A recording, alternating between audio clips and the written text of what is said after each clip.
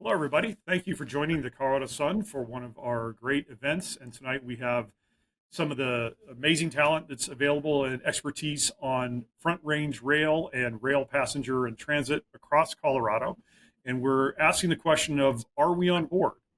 Colorado appears to be heading towards some major growth in passenger trains, or at least considering major growth in passenger trains for transit throughout the state and in the metro area. And we would like to be able to ask more questions about how it gets paid for, who's making the decisions, what studies have we shown to show that there is actually ridership out there that would want to use it, how it will mix in with the existing rail and existing transit that's already out there. So tonight we have with us Andy Karsian, who is the general manager of the Front Range Passenger Rail District, which is in charge of part of this expansion idea that's out there. And he's going to talk about where they are in that process.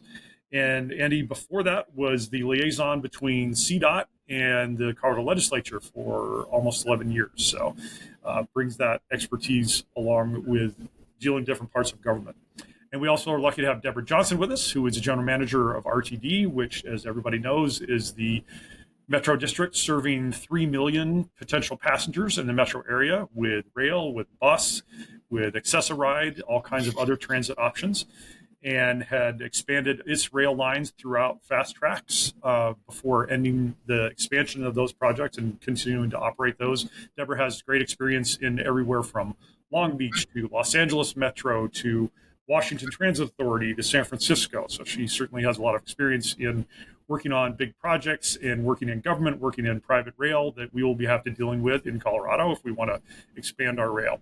So thank you both for joining us. We want to remind our listeners that Colorado Sun is a member of the Trust Project. See our commitment to trusted journalism at coloradosun.com/ethics. We have a lot of reader questions as well that we've gotten ahead of time, so we're looking forward to asking some of those. Andy, if you could start tonight by talking about, tell people who are not as familiar with it, who haven't been following the blow-by-blow at the legislature or the Front Range district meetings, what is the district? What powers do you have? What decisions are you going to be making over the next few weeks and months about what the public will be hearing about on whether rail can be expanded in Colorado and why? Mike, thank you so much. I really appreciate this. Thanks for the opportunity for being here. It's really exciting to be here with my colleague Debra to talk about kind of the work that we are moving forward with in partnership to bring a lot of rail options to the riders in the region. So the Front Range Passenger Rail District is a new taxing entity that was created by the legislature in 2021. It became a legal entity in 2022, July 1st, 2022. And at that time, as you pointed out, I was with CDOT and I was working as the liaison as well as the interim general manager for the Front Range Passenger Rail District. And then in November of that year, the board hired me as the general manager. And over the last year in 2023, we really spent a lot of time developing the largest taxing district in Colorado. It stretches from the northern border of Colorado down to the southern border. The entire Front Range region is part of the Front Range Passenger Rail District. Our board comprises of 24 members, voting and non-voting. Debra is part of the RTD, is on the board, has an ex officio advisory member. We also have a number of, I believe it's 10 local elected and local appointed members from the metropolitan planning organizations that comprise the district as well. And we also have a number of government appointees on our board too. We have our freight railroads, BNSF, as well as UP. They're on my board. Amtrak is on the board, as I mentioned, RTD, CDOT, as well as the I-70 Coalition as well. So we have a comprehensive board that is looking at this, looking at the policy issues associated with developing the passenger rail moving into the future. In 23, like I mentioned, was a very heavy administrative year for us. And now we are transitioning into a more policy heavy discussion with the board. We're taking a look at what does it take to get to a ballot measure, whether we should be at a ballot measure in 24 to ask the voters for some revenues for this project, or we should wait until we're at 26. So we're having a conversation right now on that. We're also having a conversation around what does this service look like? How do we define the service? What does it provide, for the voters, for the members, the constituents and citizens within the district? It's a new process. It's a new idea for the region. This idea of passenger rail. Debra and RTD have a commuter rail system that's in place now with a light rail. And what we're talking about with the Front Range Rail is a passenger rail district or passenger rail system, which is a longer system, fewer stations, higher speeds. And the intent is to create that spine of rail that can go from the southern part of the Front Range to the northern part of Front Range, connecting the major markets as we go. And then with those major markets, we've got the connections with the transit providers and the local governments in place to address that first and last mile issues, as well as that larger connection into those transit systems that are in place currently. So So the district has the place. Go ahead. Just say, correct me if I'm wrong on some of the details, but what you're under consideration over the next month is whether to consider a ballot issue for 24 that would be up to a half-cent sales tax on every dollar and raise up to 500 to 600 million, depending on where you decide, if you decide to go forward with that. We are taking a look at what it would take to go to a ballot measure in 24, seeing if that is a possibility for this year. Obviously, that's a big conversation to have and a heavy lift to undertake if we do decide to go. The board is having a conversation about that at their next board meeting. The amount of money that we would be asking the taxpayers is less than what you just described. And in our statute, it's a 0.08 sales tax maximum. So that's 8 cents on $100 would be the maximum that we would be able to ask of the voters. We've run, so that would be the amount. So whether we go to the maximum amount or to a lower amount is part of the conversation. That's it. Okay. And what area are you focusing on? You can't build it all at once. If you're talking about from southern border to northern border with the big left turn to Boulder. So is there an area, geographic area you're talking about working on first? Yeah, so as you described, the board did approve the route for the passenger rail service, which goes south of Denver, kind of a straight line south down to Colorado Springs, Pueblo, and then down into Trinidad eventually. And then north of Denver, you said, we go up like US 36, the diagonal up there to Boulder, and then it goes back diagonal to Longmont and up into Fort Collins. So that is the route that the board chose. The first phase, as defined in the legislation and as well as what we are talking about in regards to planning, is that Northwest Rail phase. And that's a really interesting conversation that we're having with RTD, because obviously there's been a lot of conversations in the past around developing rail along that Northwest corridor with our partners at RTD and BNSF. It's a freight rail line that owns that infrastructure there. We are looking at utilizing that existing infrastructure for a starter service in order to get some of the trains, some of those passenger trains running along that corridor, and to build the service up once we get that started along that first phase, keeping in mind that the entire project is the entire project. That would only be the first phase. And as you pointed out, Mike, a big project like this, a big infrastructure project, cannot be built all in once. So that is why one of the reasons why we are looking at that Northwest Rail portion first. Okay, good moment to bring in Debra to talk about you all having a map of fast tracks that has that line to Boulder on it that has not been built. So if you could bring us up to date, Debra, on what happened with fast tracks, whether that is still considered a live project. And this fast tracks is not just to Boulder, of course. Fast tracks had also suggested extending the southern line to Highlands Ranch and some other extensions that have not been completed either. But there is money still being collected. So, Debra, tell us about where you are on fast tracks and how that might fit in with what Andy's talking about. Yeah, so thank you very much, Mike, for the question. It's my pleasure to be here and add to this conversation. So recognizing that the Regional Transportation District embarked on a major capital investment program nearly 2 decades ago, which was coined Fast Track. The premise behind that was to build out a rail network in the burgeoning region of the Denver Metro. And so while RTD had aggressive plans to build out a rail network, recognizing during the course of the time a myriad of different factors came into play, such as the Great Recession that hit this country back in 2008. So as we talk about fast tracks, there's been quite a bit of success with building out some light rail lines, in addition to having some over-the-road coach service. But there are still 4 projects that remain incomplete and unfunded as qualified in the Fast Track program.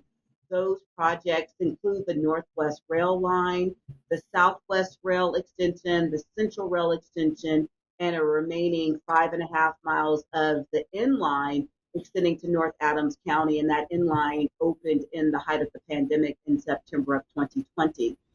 So with that as a backdrop, money is still being collected for fast tracks throughout the Regional Transportation District. It's 0.4% of the sales tax. As of last month, there is an approximately $190 million in the Fast Track's internal savings account. So when we talk more specifically about Northwest Rail and where there might be some operational efficiencies, the agency embarked on a peak feasibility study for the Northwest Rail corridor just about a year and a half ago. And the premise behind that was to have a common set of facts. I recognize that many people in the region have this feeling that they have been paying into a transportation network and have yet to see their investments come full circle.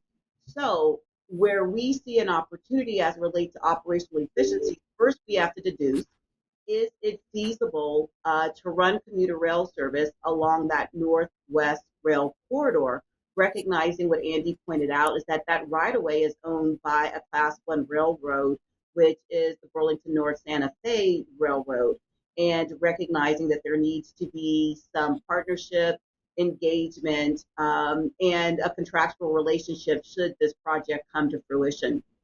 And so as we talk about the synergies, recognizing that RTD has been in this space assessing that corridor for about 2 decades, whereas Front Range Passenger Rail District is more or less in their infancy, we see this as an opportunity to say, okay, there has been some preliminary work done. RTD is working with BNSF to determine the operational efficiencies, considering that that is an active rail line in which BNSF uses that to carry freight. There's different requirements as it relates to carrying people. Quite naturally, there's a higher level of care, and it's regulated by the Federal Railroad Administration. We're trying to deduce where that might lend opportunity to create a greater sense of mobility options for passenger usage on that existing freight corridor. So, Debra, you also, as part of filling that gap left by not having the Northwest corridor as a rail line with RTD, you've been running a lot of buses from Denver to Boulder, Flatirons Flyer. It's not technically bus rapid transit, I guess, because it doesn't have its own lane, but it's frequent. It's meant to be a comfortable alternative and a frequent alternative for commuters. Seems pretty popular. So why not run more buses? A lot of our reader questions were, why do you guys run buses every 5 or 10 minutes and not spend all this time and effort and a huge amount of money on the train part of it? But people seem to want the train they were promised. So how does RTD navigate around that and do that with Andy? Yes, well, thank you so much. So just to provide some context, as it relates to the Flatiron Flyer, which you qualified as being more or less BRT light, it is utilizing an over-the-road coach, not a standard 40-foot or 60-foot transit bus. And I would like to qualify that the Flatiron Flyer was part of a larger plan as related to the Northwest Area Mobility Study that took place some time ago, whereby the Northwest area um, saw an opportunity collectively assessing the mobility needs and hence um, brought forward this alternative. This too was a part of fast tracks for all intents and purposes. And so recognizing that rail service, should monies be identified, would provide an additional option to the Flatiron Flyer. So when the question you posed, Mike, about whether you would run, we could run, headways of 5 minutes, that might not be practical because basically recognizing that they're not fixed guideway. You can have bus bunching, meaning that buses would collect, and you could have a pack of buses that still aren't getting to their intended destination point within a certain amount of time, since there is not dedicated right of way for that. But more specifically, we see that as an added advantage.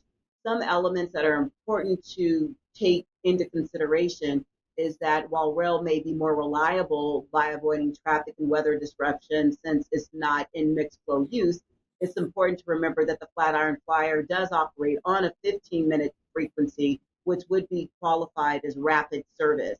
And that is beyond the frequency being studied right now for our Northwest Rail Peak feasibility study. Reason being, going back to my response in the previous question, is that RTD nor Front Range Passenger Rail, should this line come to fruition, have auspices over the right of way. So basically, we are reliant upon working in partnership with a Class 1 railroad. And of course, recognizing a for-profit entity of moving freight, that's where the priority would rest. So recognizing that the Flatiron Flyer and other bus services could continue in the corridor to serve off-peak, late evening and weekend services that Northwest Rail would not. And I was remiss in not stating that the peak feasibility service study that RTD is currently undertaking is looking at 3 trains departing from Denver Union Station in the morning, going to Longmont and returning with 3 in the evening.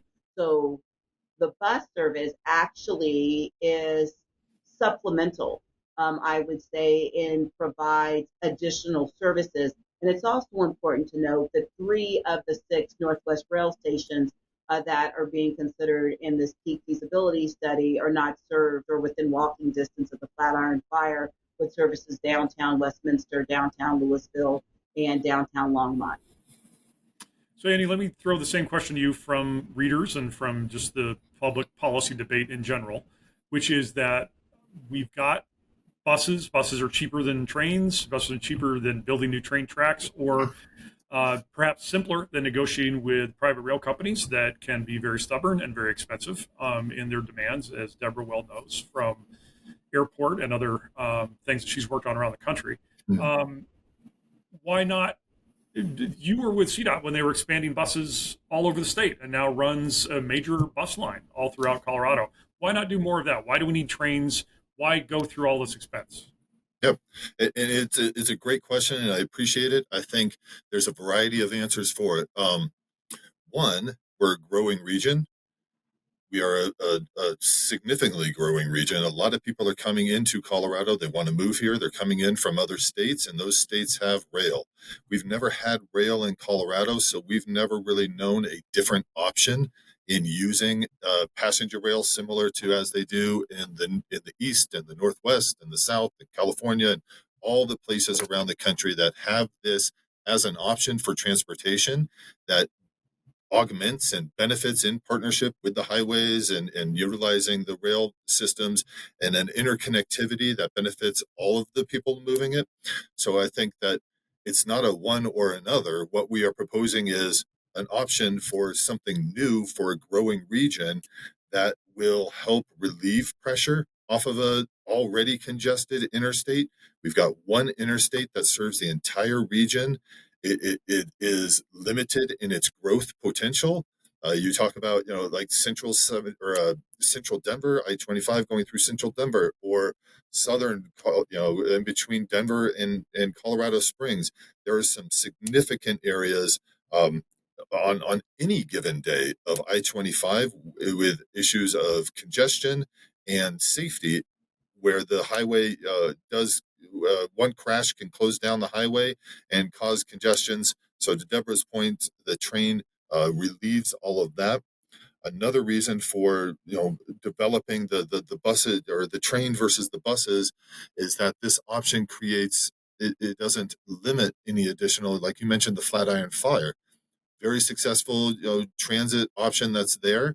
So we build a system around what works now and hold harmless those transit systems that we have in place now that people are using, right? The intent isn't to supplant or change out or harm any of the existing transit uses, build upon them so that we can make transit a better integrated holistic system within the region, right? Flatiron Flyer connects Boulder and Denver. It doesn't connect Colorado Springs. You mentioned, some other bus services that do as well. Again, if we augment and we partner with those services, we are building a better service for all of the people along the region to move in a more efficient way and a better way that creates opportunities and connections that don't exist now. Have you done studies that show that a significant number of people want to travel from Pueblo to Denver by train on a given day? Absolutely. So, two-part question, qualitative and quantitative. Qualitative, I've talked to people up and down the corridor from Trinidad to Fort Collins, high level of excitement. Everybody is saying, not everybody, 99.9%, no, 90% of people are saying that, it's past time that we have this. We're a growing region. All of the talking points I just used. We need to have this. I would be willing to pay it. I'm willing to ride this. And it's interesting to hear the variety of different things upon where they would ride to. Uh, uh, Higher ed, connecting the CSU, CU, uh, down in Colorado Springs and in Pueblo, those institutions of higher ed, connecting them to where their families are from, so that they can come in on the weekends. Festivals, sporting events, meetings down into. I talked to a banker of mine once, and he was like, "I have meetings down in Colorado Springs. I would love to take the train down to Colorado Springs twice a week, go meet with my folks down there, and do that."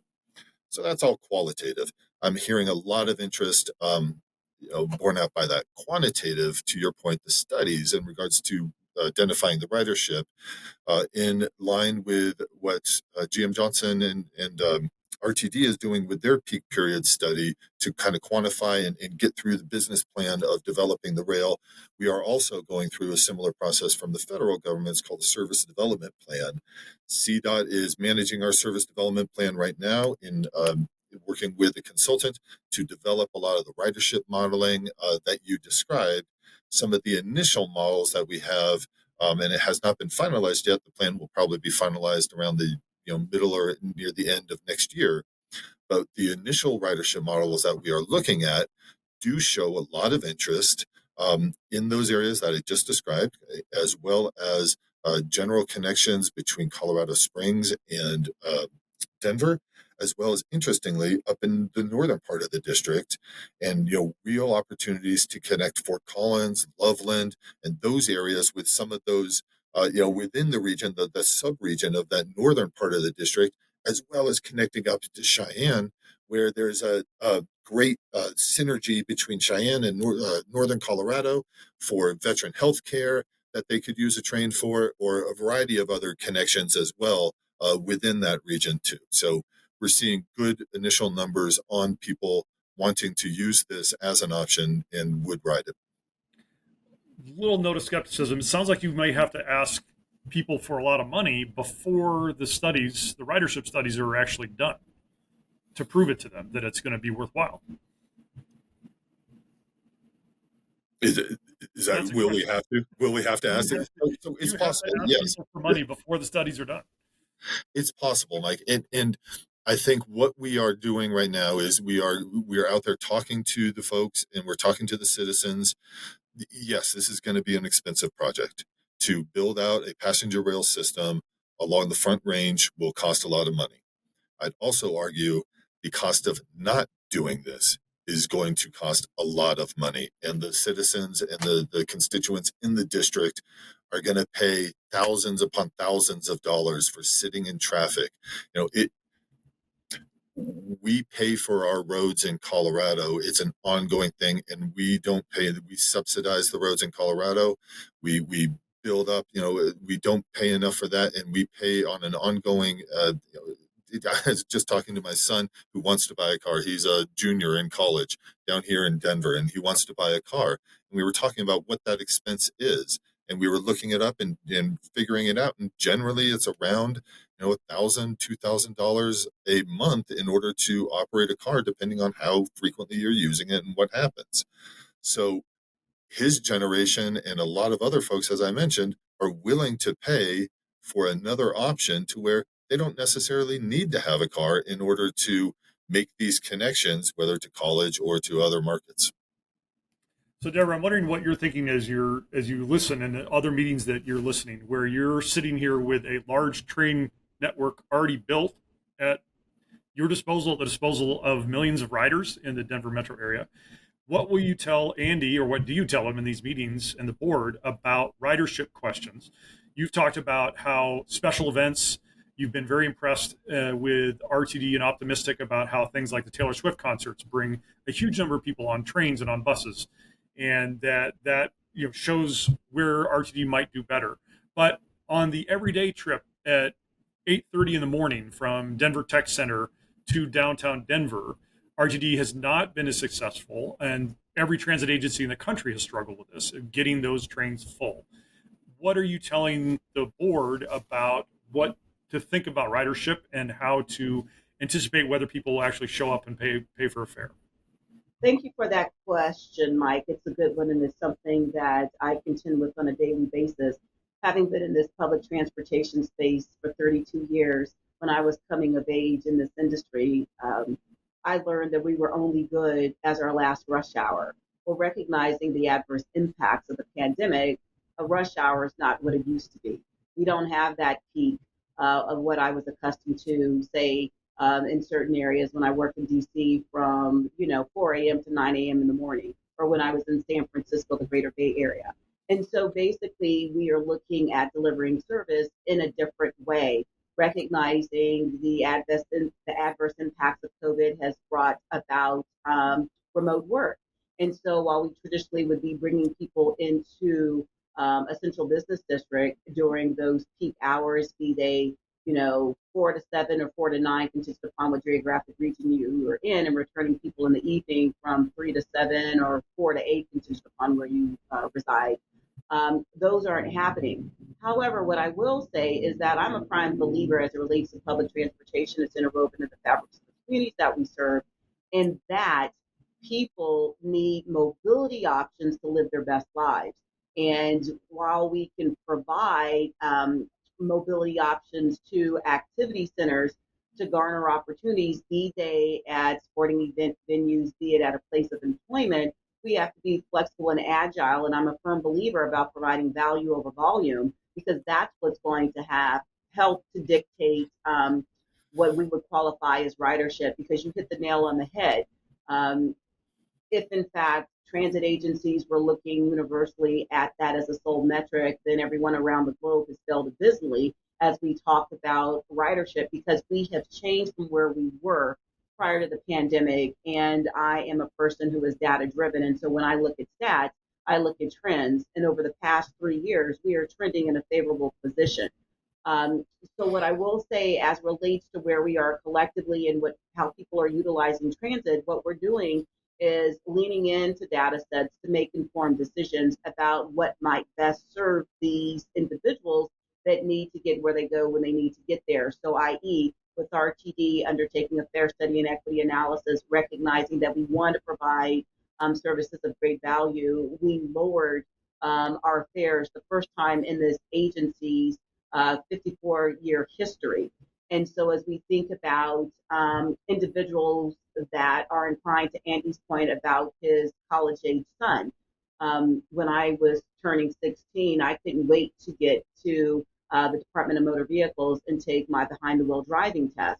Now we're talking about a different generation that is totally invested in efficiency, being a good environmental steward. So with that as a backdrop, RTD, in partnership with the Federal Transit Administration, launched a pilot program geared toward youth 19 years and younger to introduce them to transit. I saw in a different part of the country some great success with that, because you are going to invest in a young individual and create a transit customer for life. And so I'll round out my response with, as we talk about what might we do, recognizing that there's a myriad of different options in reference to mobility. People can use scooters and things of the like, can use electric bikes. I look at different systems as being complementary, not competing. And so while RTD may have the moniker of being the regional transportation district, come on board with Front Range Passenger Rail. We're not competing. They should be complementary, because Front Range Passenger Rail offers different services than RTD would. We would not be providing intercity passenger rail services defined by the Federal Railroad Administration that's taking people on a longer trek, connecting different metropolitan regions. We are within one metropolitan region. All right. Well, I want to talk to Andy about the complementary service idea. It's if you stipulate that that's a desirable thing. The problem with trains is that they're still hugely expensive, hugely complicated, relying on a decade worth, if not more, of congressional funding under changing administrations, changing congressional delegations. Um, and meanwhile, as you've been planning this, as Debra mentioned, commuting patterns have changed. So the number of people who want to commute every morning from Castle Rock, where they live, to a 10-story building in the tech center where their insurance job or their real estate job might be, has changed, has gone down quite a bit. How are you all accounting for that as you try to plan Front Range Rail and figure out what ridership might be? It's a good question, Mike, and I'm going to approach it kind of from a federal level and then coming down to the state level and the local level, and try and capture an answer. And I hope that I made it. You mentioned you mentioned the federal dollars. It's one of the reasons why we're having this conversation is, as you know, the infrastructure law, the IIJA bill that passed a number of years, 4 years ago now, I guess, dedicated billions of dollars for passenger rail development nationwide. And so it created a large pool of funding that had not been available in the past. And where we are here in Colorado, we are able to realize and recognize the opportunity that we have to leverage the years of planning and efforts that have gone in to trying to define a lot of the specifics around what some of the options could be for a new service coming in Colorado. And the reason why I emphasize new service is because Colorado is competing for these dollars and competing for the interest of the federal government with California, New York, Arizona, southern regions of the state or of the nation, in order to, they want these dollars as much as we do. And they are a little bit ahead of us because they've got existing rail culture, the existing rail infrastructure in place, already partnerships and ready to go. So we are working through that. And by working with RTD and developing the partnerships that we have to strengthen the ability to leverage some of the state support dollars for those federal dollars, really brings an opportunity that we didn't have in the past, that changes a bit of the dynamic in order to getting the trains onto the track. So with those state supported dollars, the legislature is signaling that they are on board with the idea of passenger rail for this state. They created the district as an entity responsible for designing and maintaining and operating a passenger rail service within that district. They're having conversations currently around a policy level discussions under the dome about possible funding that can be used in order to finance for capital construction and get ahead of, and again, leverage some of those federal dollars for the state support. Which brings us down to the ridership level and those last mile, first mile. How do we get those commuters to where they need to be? That's where I partner with RTD. That's where I partner with the Flatiron Fire, with the Fort Trans and Colorado Springs, in order to make those connections, in order to make those, in order to make that a possibility. Also, we have an opportunity here to develop a system, a passenger rail system built upon what the riders want.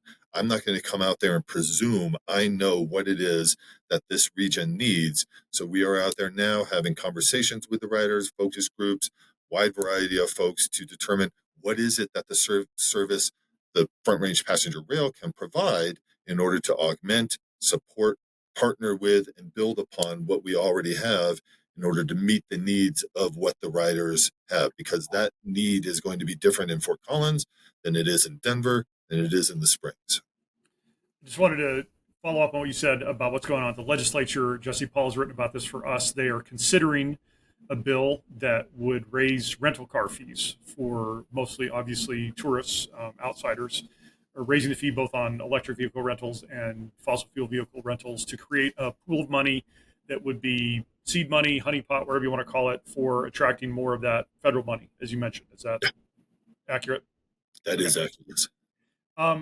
Question about, for either of you, if the first section that we're going to concentrate on is Denver to Boulder to Longmont, and then maybe eventually Fort Collins, but Denver, Boulder, Longmont, who runs it? Is that RTD? Is it Front Range Rail? What are the talks about that?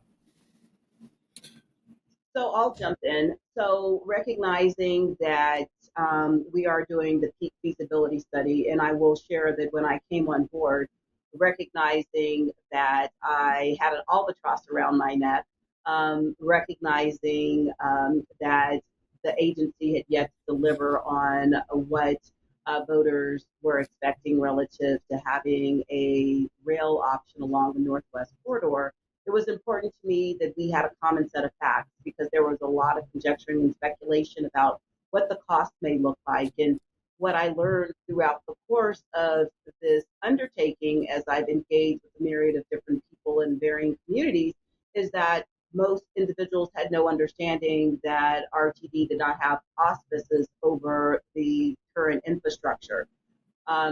So with that, as we go, Deborah, let me just make sure so that our listeners understand, meaning you don't control that train track. right, it belongs to a class one and being BNSF.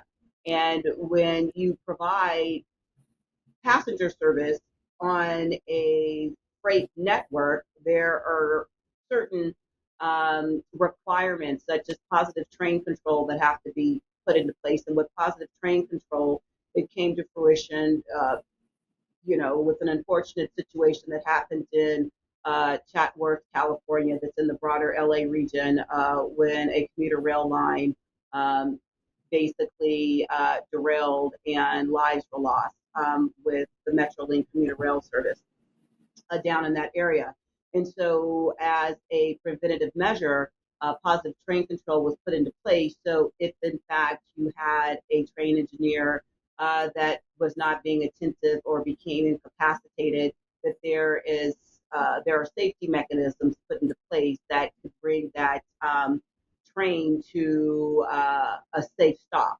So recognizing that that is a large undertaking in reference to putting that on a rail line, because that is not a requirement pursuant to the Federal Railroad Administration's requirements when you're moving freight.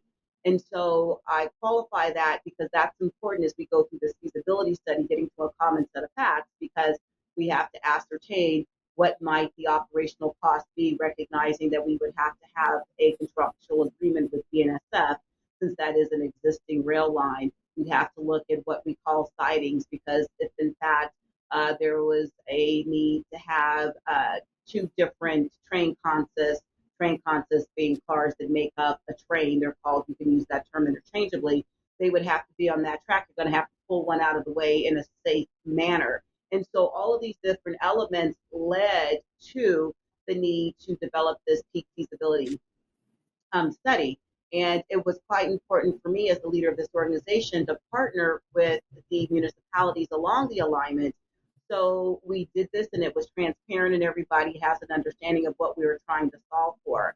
So recognizing where we are, RTD operates not only light rail, commuter rail, paratransit services, micro transit services, and over the road services that I would qualify as commuter bus service, we would be looking at that as commuter rail in the here and now. Um, Quite naturally, as you think about our service area being 2,342 square miles, RTD is not an entity that is currently designed to run intercity passenger rail. Hence, the opportunity for operational efficiencies with front range passenger rail. What may that look like? What might that look like? We have yet to know because we have not finished our peak feasibility service study. But if I were to answer that question now, and in absence of some unicorn flying above, dropping a pot of money, basically we would run as we were intended to run, and perhaps there's a cross-platform transfer, right?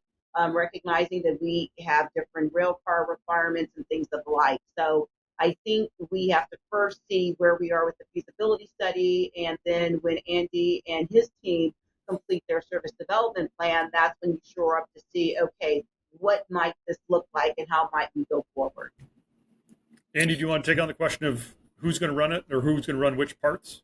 Yeah, no, I really appreciate that. And Deborah's spot on. I mean, RTD is doing a great job right now with the study that they are doing to get that common set of facts for the peak period study for what RTDs you could do on Northwest Rail. We are also, as the district, running our federal service development plan as well. We have been working together. Deborah and I meet, our staffs meet. We have been working since the inception of the district towards this purpose. It's kind of a three-prong approach as it is with everything. You've got the planning aspects of it, which I just described. Both of those plans we will build in together. We already are talking about what we need to do to augment this in order to help it get a little bit closer, having the conversations with that freight one that Deborah mentioned. What can we do to model and get a better idea earlier on what is the freight traffic on this corridor? How does a commuter rail system, how does a passenger rail system integrate into what the existing traffic is? We have to answer that. In order to do it, as well as get these infrastructure costs necessary for us to run the trains on the freight rail. Then there's the policy aspect of it, which brings us back to the Senate Bill 184, where there's a connection to exactly what it is we're talking about, an idea of Front Range Passenger Rail District in partnership with RTD as well as CDOT enter into a kind of a joint agreement to where we focus on this, right? Just like what we were talking about before, Mike, where we've got a 180-mile district that encompasses the entire Front Range. That's a lot of planning, a lot of discussions, a lot of nuances throughout that. Here's an opportunity for us to focus resources and personnel on this first phase in order to make that a more expedient delivery and integration, working through the complexities that were described in the policies. And then there's the politics. And the politics is obviously there was the fast tracks vote, tax revenue that Deborah mentioned before. How do we convince those voters to augment the money that they're already spending and will have delivered for a Northwest Rail? In addition, let's build in a passenger rail so that we can get both of those running in order to maximize the opportunities along that corridor. That's a political question that we are also looking at as well. Okay, so I need to ask you about that because we got a lot of reader questions about that. People saying, I've been putting money into whichever corridor they're talking about, but they're most often talking about the Boulder corridor. I've been paying sales tax money for that Boulder corridor for almost 20 years now. And am I going to have to pay the new tax if there is one? Or am I going to be, or people in my district going to be exempt? So they would have to pay a new tax, right? Because we're talking about an entire corridor. We're not just talking about a Northwest Rail. What they voted on before was an RTD ballot measure question for fast tracks. That money, as Deborah mentioned, it has been in a savings account and is being saved for those purposes as dedicated and approved by the voters.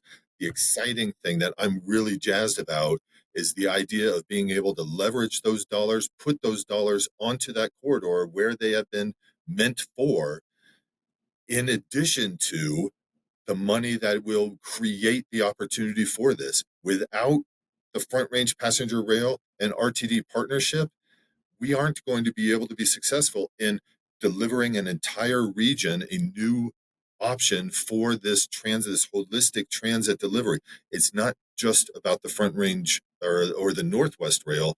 It's about delivering an entire project that helps Northwest Rail, that helps Denver to Colorado Springs, brings it down to Pueblo. All of that is what we're talking about. So yes, they approved the first part of it, which we can build out and dedicate those dollars that are in existence and being held, and then augment those with the new dollars in order to build out an even better system. So, Mike, if I may just Please. clarify, recognizing that the fast track investment savings account that was established by the RTD board of directors, as I said in my initial response, there are four projects that have yet to come to fruition. I would be remiss to not state that that is up to the RTD board to decide how those dollars are allocated. So it's not a fait accompli that those monies would be allocated to the Northwest Corridor unless the board determined that. So I just wanted to ensure that, as we mentioned, there are people in Highlands Ranch who are saying, when are you going to get us that station that connects us to the Southwest line? Yes. Okay. Yes. And if I may, I apologize, but that's another opportunity, I think, to utilize those fast track dollars, what you just described, because that's also on the front range passenger rail line. So again, we are utilizing an opportunity to really make something happen, not just for the metro area around Denver, but for the entire region. Okay. Debra, I know that you probably need to go soon. I just wanted to ask you more before you take off about talking with the private railroads. As I'm sure you have been giving advice, and will be giving a lot more advice to this group about what are the challenges in getting those negotiations done.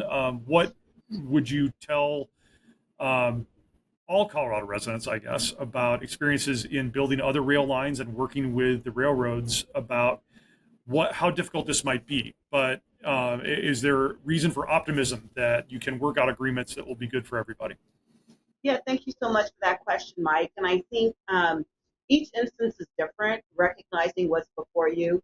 As I made reference to positive trade control, that wasn't an issue, 15 years ago per se. But we have to keep in mind that Class 1 railroads are for-profit entities. And while there has been a myriad of discussions about the future of transporting, coal and things of the like, that these railroads still have a bottom line and they are for profit. Whereas public transit agencies are generally subsidized. And I say generally because not every single transit agency in the country is subsidized by the state. RTD, for all intents and purposes, is funded by the taxpayers. Our major revenue source is sales and use tax. So as we talk about that, it's incumbent upon us to be a good judiciary and not cut up our nose to spite our face. So as we talk about operating on a shared right-of-way with a Class 1 railroad, all of those enhancements that must be adhered to when you're carrying people become the responsibility of the public transit provider or the public entity going forward. And so recognizing where that may be, we have to also think in future terms of the duration of said contract. Now, I will state that as we look at our peak feasibility study, we had a agreement with BNSF, but quite naturally, we couldn't complete our study in the absence of BNSF being at the table with us as we move forward. And we are currently awaiting costing information from them because that will help us determine the operative word in our study, which is feasibility, whether or not it is actually feasible. And so as I have had conversations with my colleague Andy, we talk about those things. What is it that may be advantageous for BNSF relative for them being a railroad? There could be some maintenance initiatives that the railroad may want to have undertaken, and we utilize BNSF in this instance just because they are the owner of the rail corridor in which we have been referencing as it relates to the Northwest Corridor. But that could be the same with, CXS, Union Pacific, contingent upon where you were in the country. So all of those different elements are important, but basically have conversations. What the bottom line up front is, what are you trying to achieve, and how might you have service that does not impede their core business function? I think that is primary. So I want to give you both the possibility of answering this question or addressing this frequent reader concern also, which is when they hear about new rail in the United States, in particular new high-speed rail, they hear about the California experience. Debra, you have many colleagues still there in California, still working on that and interacting with that. It considered, at least in the media, a pretty horrific experience for the state of California to try to get that done, way over budget. They keep running into new problems in new geographic parts of the state. What is your best argument? Debra, you can go first, and then Andy. What is your best argument that Colorado can do a better job than that, can do this differently, that we can build out more passenger rail without creating California problems? So I'll start, and I would say, well, we're not looking at high-speed rail. I would say to your readers and viewers that we're comparing apples to fish because we're talking about constructing a dedicated fixed sideway that is being utilized in the state of California, and recognizing that California is a very, very large state. In comparison, when you look at the state of Colorado, population size is half the size of LA County. And so I don't think that is fair to compare the two. What I will say is that with this undertaking that we're looking to leverage existing right-of-way, which is with BNSF. So this isn't high-speed rail, this is intercity passenger rail, and that is a grave difference as we move forward with what could be in the future. Andy, what's your best argument that we would not be in California's position a few years from now? Yeah, just echo everything that Debra said. We're not talking about high-speed rail. That's a different designation. It's different tracks. It's different conversations. We are talking about using existing infrastructure. That's a major difference than what they did in California. I would also point out that the vast majority, and I'm struggling to think of a single example of corridors that are being developed, and especially new corridors around the country, don't benefit from having a state-supported capital expenditure. In order to be successful and in order to have this happen, like California had, they spent billions of dollars of state money in order to do the infrastructure costs. We can't do that in Colorado. That's impossible. So that wouldn't happen in Colorado. So as Debra said, we are literally, I like it, apples to fish, or a sun to a moon, or whatever it is. Even a sun to a moon's closer than what it is that they're describing. So all of that, in addition to that, we're working with and have collaborated with partnerships. As I mentioned before, the large board I have, the freight railroads are on my board. We are in constant communication with folks. So we are trying to minimize as much as possible the idea that a politically driven project could be implemented. And it's more about the policy and the planning and bringing that to the voters in order to have them bless it, because that's how we do things in Colorado, in order to let the voters decide whether or not they want to do this and whether or not this is of value to them. So, but Andy, just to be fair, I mean, it may be a different entity. It's not a statewide entity, the Front Range District. So you're talking about Colorado can't do the California thing of spending billions of dollars out of state coffers for a big project like that. But if you do a sales tax, it will raise billions over a few years eventually. That is controlled by 13 of the most highly populated counties in the state. In effect, it's a large part of the state that would be contributing that money. What's the difference? Well, the difference is the voters are approving what they want to pay for it. They're paying maybe 4 cents on $100 purchase versus the legislature dedicating hundreds of millions of dollars from a state budget. We don't have hundreds of millions of dollars to dedicate for infrastructure in this state. That impacts higher education, healthcare, other things that our state budget must pay for, and we don't have that level of flexibility. So that's the difference. We don't have that level of the fiscal ability for our state legislature to provide that upfront cost and continue to have those upfront costs pour into a project. We must go to the voters. To your point, we must then still be and accountable and show them, to what Debra was talking about before, about how those taxpayer dollars are being used and what they're being used for. But having a voter approved funding stream for a sales and use tax is very different than having a legislature with some political party or a governor or whomever deciding that they will spend billions and billions and billions of dollars on the project.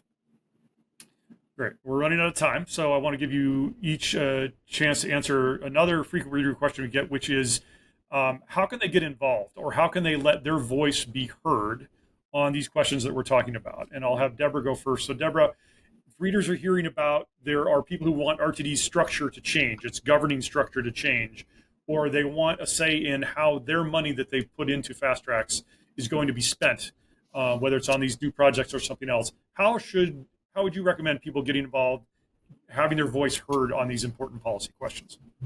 Thank you for the question, Mike. So there's a myriad of ways, recognizing that RTD's board of directors is directly elected by a constituency.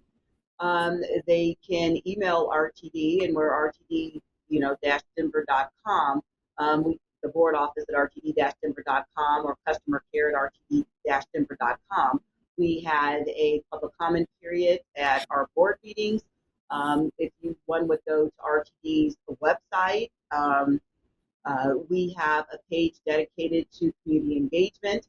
I would say more specifically to your question about transit reform, there are different topics of discussion that are happening at the state legislature.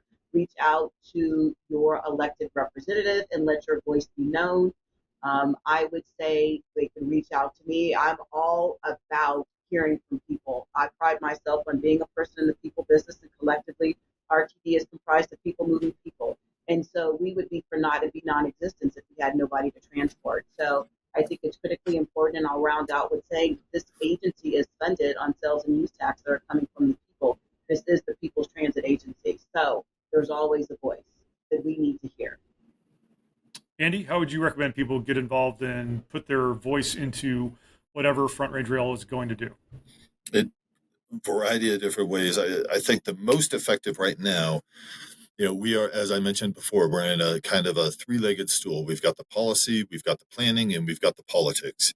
And none of this is going to move forward unless we make sure that we win the political conversation. So if you're interested in being a part of the Front Range Passenger Rail solution, go out there, communicate with your local governments, communicate with your local planners, get involved around a station development, figuring out what you can do in order to bring that value, quantify it down to the, your local level, speaking to your state reps if you're interested in the policies that are being discussed around possible funding for Front Range Rail and RTD and transit moving forward. If you're interested in the climate aspects of it, obviously get involved in that, because rail brings a better climate option for you, and some of the solutions on that.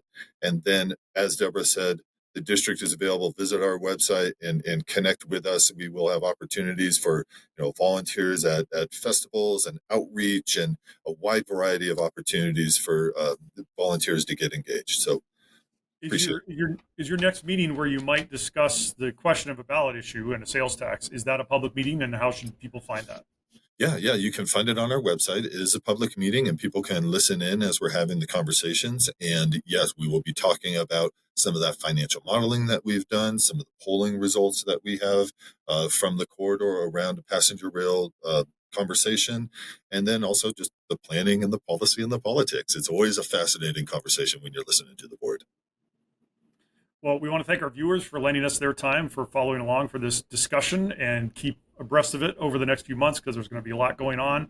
And we definitely want to thank Debra Johnson, General Manager of RTD, Andy Karsian, General Manager of Front Range Passenger Rail, for lending your valuable time to us and to our listeners and to our readers. Thank you all for participating. It's been a great event. Thank you very kindly. Appreciate it. Thank you. It was a total pleasure to be with you guys. Thank you. Thank you.